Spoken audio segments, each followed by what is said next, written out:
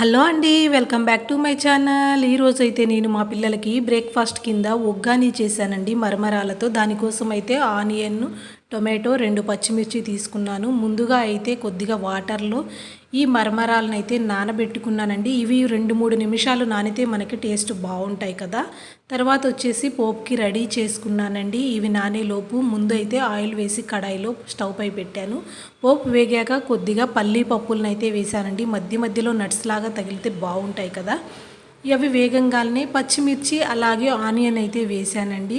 అవి కొంచెం అట్లా ఫ్రై అవ్వగానే మళ్ళీ టొమాటో అనేది వేసుకున్నాను. టొమాటో వేసుకున్న తరువాత మీకు కొద్దిగా మగ్గాలండి. ఈ లోపుగా కొద్దిగా పుట్నాల పప్పు అలాగే మనకి వెల్లుల్లి, ఎండుమిర్చి, కొద్దిగా కరివేపాకు వేసి మిక్సీ కొట్టుకున్నానండి పౌడర్ లాగా.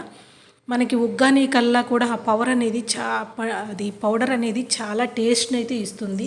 ఇవైతే కొద్దిగా మగ్గటం కోసం కొంచెం సాల్ట్ అలాగే పసుపు వేశానండి. మెత్తగా కొద్దిగా మగ్గాయన్నమాట. తర్వాత మనం వాటర్ పిండేసినటువంటి ఈ మరమరాల్ని బొరుగులు అంటారండి కొన్ని ఏరియాల్లో. బొరుగులనైతే ఇందులో వేసేసానన్నమాట. నాకు ఒకటే చేత్తో వీడియో షూట్ వేయటం వలన నీకు క్లియర్‌గా చూయించలేకపోతున్నానండి.